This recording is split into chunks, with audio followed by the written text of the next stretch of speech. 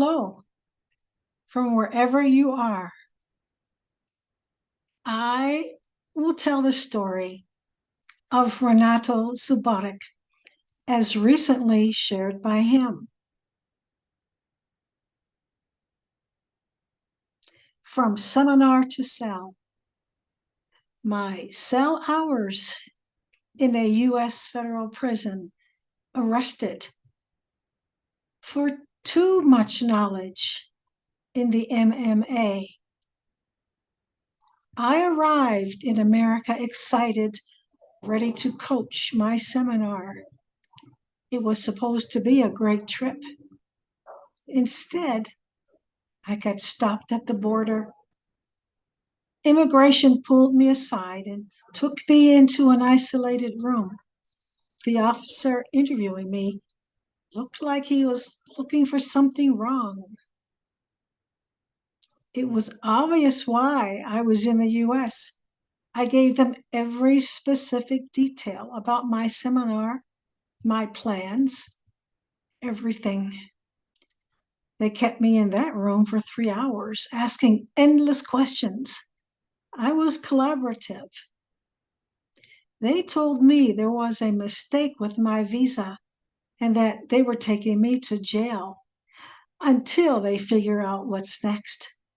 And just like that, no clear explanation, no chance to talk to anyone, no rights. They handcuffed me, put me in a car, and drove me to federal prison. They stripped me of everything, took my clothes, gave me jail clothes, fingerprinted me, took photos, searched me, gave me a blanket and a sheet. And then they walked me to my block, 4B. The moment the door opened, it was chaos. Fights between gangs, people screaming, arguing over food, what to watch on TV, crazy people running around, madness. The guard walked me to cell 221, where there was a filthy mattress with patches of piss and blood. The guard told me to hurry up so I could get some food. I dropped my stuff and went downstairs. While I was in line, 4 guys started beating the hell out of another guy, smashing his head into the fence. I wasn't even hungry. I just grabbed an apple, ate it, and walked straight back to my cell. When I got back, 2 Mexican guys were in there, stealing my blanket and sheet. I said, "Hey, bro, what are you doing?" One of them replied, "Getting my stuff." And he looked at me and said, "What are you going to do about it?" We had a fight. I got my stuff back.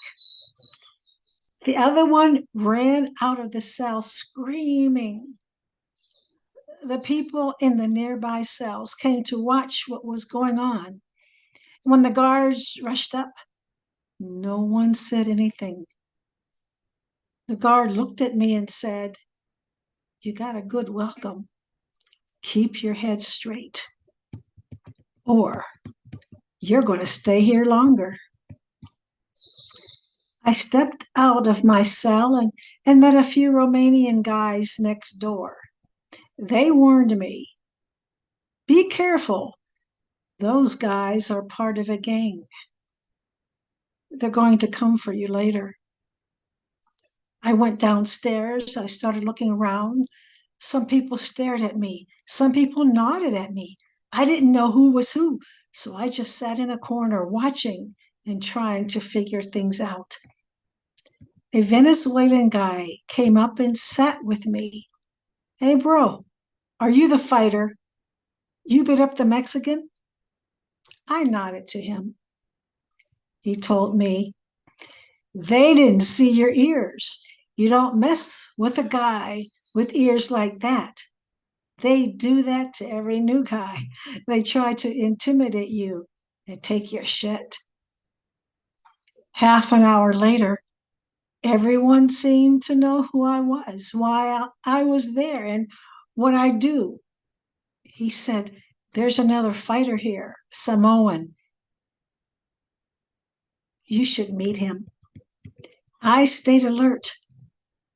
The Mexicans I had just fought kept watching me from upstairs. I knew it wasn't over. And then the Venezuelan guy asked me, "Are you a Christian?" I said, "Yes." He replied, "At 8:30, we pray in the basketball court. Join us." Connections in the darkness. Later, one of the gang members approached me. "Hey, fighter, what's your name?" "Renato." He nodded. "They told me you're a Christian. You joining us for prayer?" "Yes." Jesus always has his way of putting people together. Soon after, I went to the yard where people were training. The Samoan fighter nodded at me and said, "Are you the fighter?" I said, "I was." "I'm a coach." He looked at me. "I know you. I've watched your videos." "I can't believe you're here." I replied, "Trust me, I can't either." More people started approaching me, asking me the same thing. "Why are you here?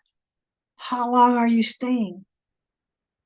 I noticed the phones downstairs, so I asked some inmates, "How can I call my family to tell them what's going on?" And they told me, "You can't. You have to wait 3 days to get your number."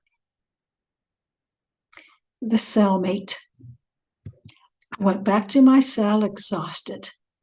But when I walked in, I saw my cellmate and realized he was one of the two guys who tried to steal my blanket earlier. I tensed up, ready to fight again. But he backed off quickly, breaking eye contact. "No, no, brother, I don't want problems." He moved his stuff to the top bunk and said, "Let's keep it cool." I said, "I'm cool if you are."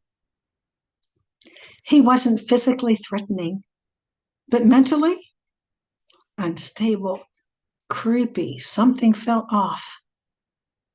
The Romanians warned me again, "Be careful. That guy's in for murder." Great. I didn't feel like staying in that cell, so I walked out and went to the library, picked up a book, started reading, but it was very boring. I asked two guys in there if they could recommend me something better. An older Hawaiian man said, "I got you. Read this. It's from a tattoo artist in Hawaii who spent his life in jail. You'll like it." He handed it to me. Then he said, "If you're leaving tomorrow, can I have your blanket and sheet? The beds here are disgusting. It's freezing."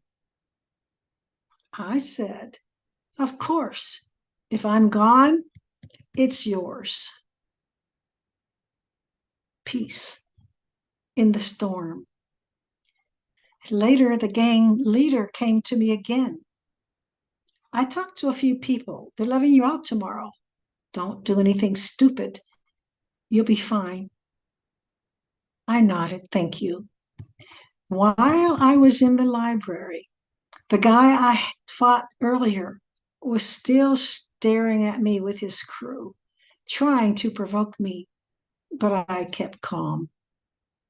At 8:30, I joined the prayer in the basketball court. We all held hands. The gang leader held a Bible and gave a speech. At the end, he said, "I want to welcome our brother and fighter, Renato, and we all want to wish him a safe trip back home tomorrow." He hugged me. Everyone shook my hand. I didn't even expect that. Back in my cell, my cellmate was giving off that same unstable energy. He turned his face to the wall, muttering twitching. I kept reading the book the Hawaiian gave me. The guards locked the doors for the night. I couldn't close my eyes. You heard people screaming. You felt what could be happening in those cells: rape, beatings, and worse. I didn't trust my cellmate. I didn't sleep a second. At 6 a.m., they opened the door. A guard shouted, "Suparik, get ready. You're leaving in a few hours." Out of the fire. First thing I did, I folded my blanket and sheet and gave the book back to the Hawaiian old man.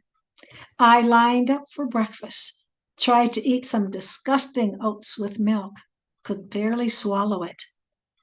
The Mexican guy I'd beat up was still staring at me like he wanted revenge, but he was out of time. A guard came in and called out names. As I was getting ready, so many guys came up to me. "Hey, fighter, wish you a safe trip home. God bless you." 6 of us were taken out. Only I was being released.